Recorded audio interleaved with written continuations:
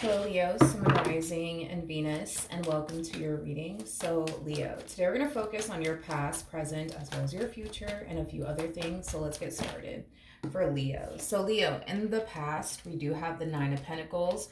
Your current energy is the Seven of Cups. Okay. And then in your future, we do have the Five of Pentacles. Your challenge is the Hierophant, and your overall advice is the Ace of Wands. The divine's timing is better than your timing is basically what I'm getting. It kind of looks like currently at the moment you're single, okay, and you're very focused on yourself right now, but there is like an overall energy of you wanting love in your life. There's an overall energy of you wanting someone that you can, basically share your life with, but I feel like you have yet to find the perfect person for you, and I feel like that in itself has become very discouraging for you, Leo, over time, not being able to find, you know what I mean, like the perfect person for you. You come off to me as somebody who's very selective, but you also come off to me as somebody who knows exactly what you want, exactly what you're looking for, which is a really, really good sign, by the way. But I feel like you have yet to find that. And I feel like because you have yet to find that, it kind of has you in this energy of, will I ever honestly find that? Is love really in the cards for me? Like, it has that type of feel to it. All right, let's get started. Let's look at the Nine of Pentacles for Leo, Sun, Rising, and Venus. All right. Leo. So we do have the Strength card, we have the Queen of Swords, and then we also have the Judgment card. Yeah, you've been very focused on you from the looks of it. I also feel like a lot has changed with you after like an ending happened, or a divorce happened, because I'm actually getting that something came to an end.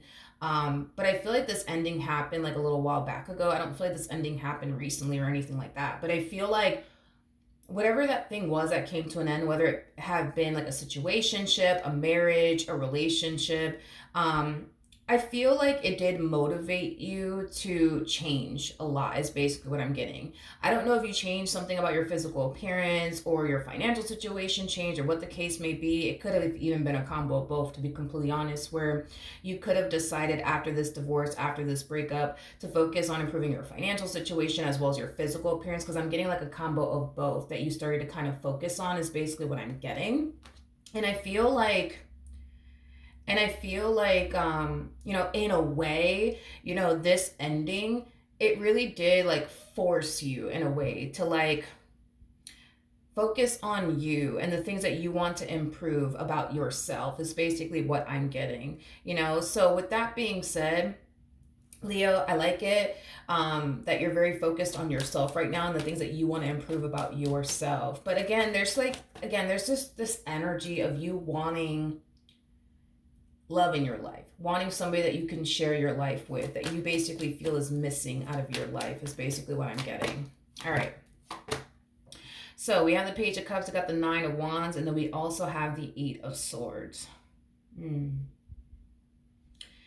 I feel like the people that you've come into contact with so far are people that don't necessarily fit what it is that you truly want and desire within a person. And like I said, that does kind of have you feeling extremely discouraged when it comes down to finding the perfect person for you, is basically what I'm getting. Okay. I also feel like the people that you've come into contact with are either weird. I am definitely getting that, or either weird, or you just don't resonate with them at all, is basically what I'm getting. Okay, now your challenge is the Hierophant. So let's see. We have the Two of Swords, so the Five of Wands, and then we also have the Ten of Swords out here. Yeah, your challenge right now has a lot to do with finding the perfect person for you. And because of the people that you've been coming into contact with, Leo, it kind of has you basically feeling like you're never going to find the perfect person for you. But I feel like the universe's timing is way better than your timing. Like, you might feel like right now you may need love, but the universe seems to basically think otherwise, is basically what I'm getting. I do feel like you're going to eventually get what it is that you want as far as a perfect person for you is concerned. It's just not going to happen on your time. It's going to happen on the universe's basically time, is what I'm getting. Let's look at the Ace of Wands, though. Tell me more about the Ace of Wands for Leo, Sun, Rising, and Venus. You're going to get what you want in the end. That's kind of besides the point. At the bottom of the deck, we have the Star. which is basically insinuating that your wishes will essentially come true. You will eventually find, the perfect person for you. But Spirit is advising you to not go looking for this person. Let this person find you, in other words. Now, keep in mind, the person that's in the Strength card is basically the Empress, which you are coming across as an Empress.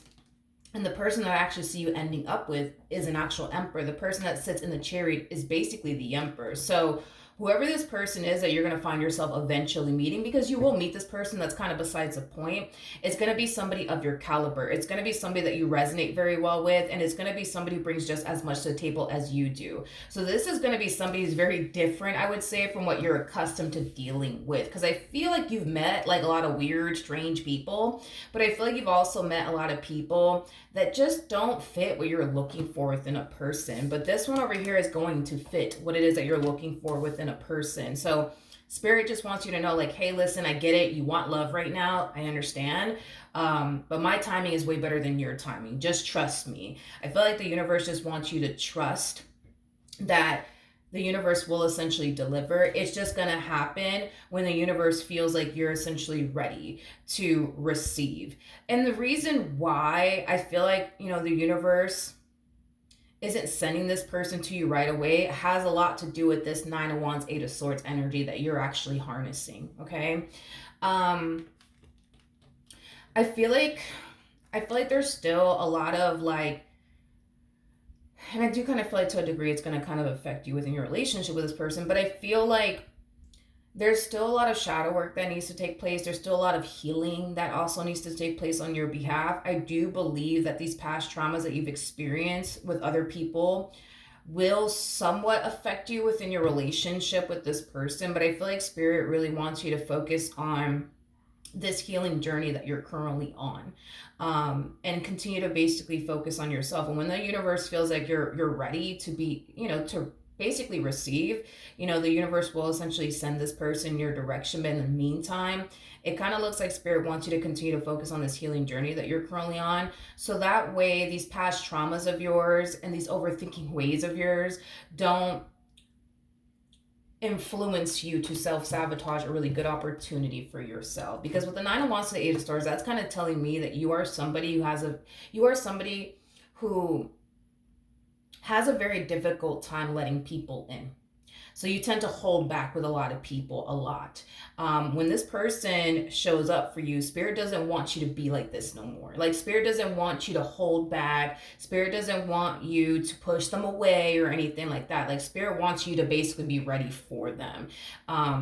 And this is kind of why Spirit's encouraging you to focus on your healing journey, focus on your shadow work, and do what you got to do so that way when you do meet this person, you're not pushing them away because you have this massive fear of intimacy. You're not pushing them away because you think that they're out to get you and, they don't have your best interests at heart, things of that nature. Because you could have found yourself experiencing that with a lot of people. Like, you could have found yourself feeling like, oh, that person over there is just out to get me. They don't have my best interests at heart, influencing you to run in the opposite direction of that relationship, influencing you to self-sabotage that relationship.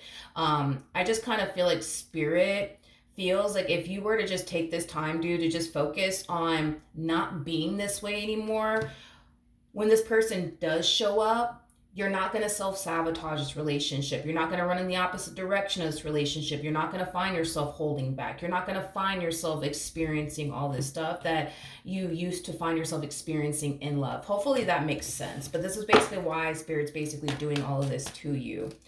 Is because Spirit just wants you to prepare yourself now so when this person does show up, you're ready to go. All right. In the near future, we do have the Five of Pentacles. So let's look at the Five of Pentacles. Bam.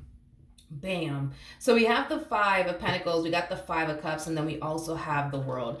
As far as like your love life is concerned, things are about to drastically change in that department with the World coming out here. I do see you falling in love with someone in the near future. Okay. I told you, dude. I told you. We have the Emperor, and then we also have the Empress. So that's kind of telling me that in the future, and I am definitely getting possibly within the next 3 to 5 months, you're going to end up meeting this person.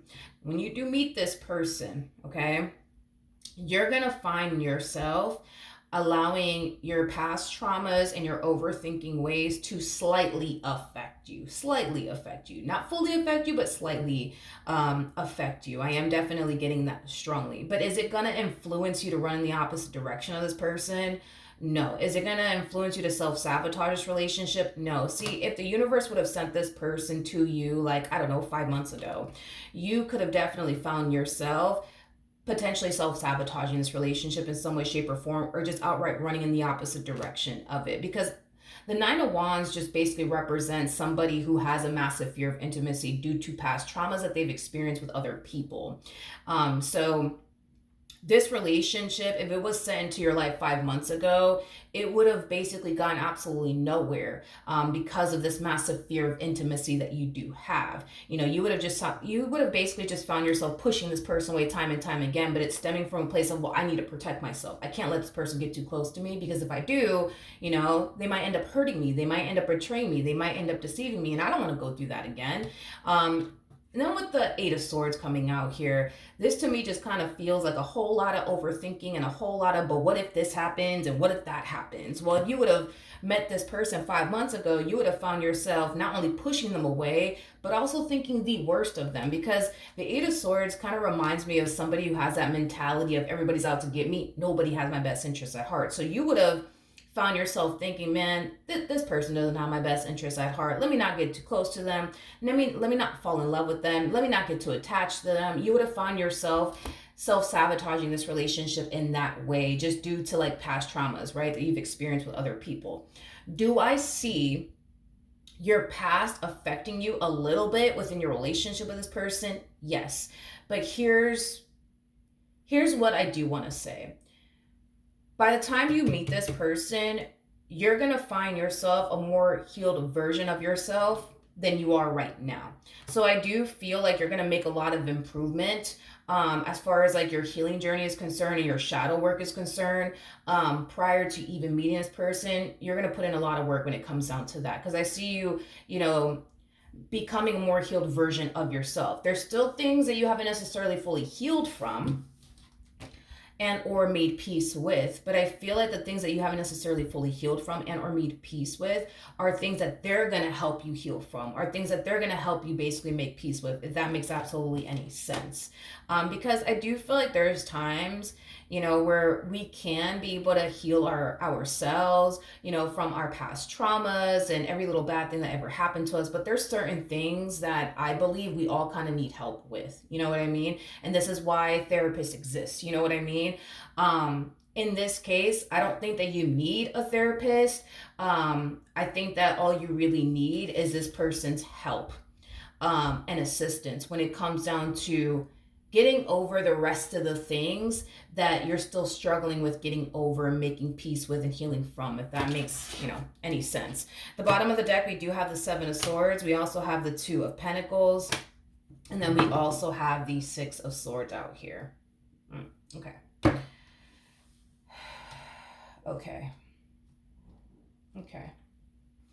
With the Seven of Swords to the Two of Pentacles to the Six of Swords, I feel like this is your energy.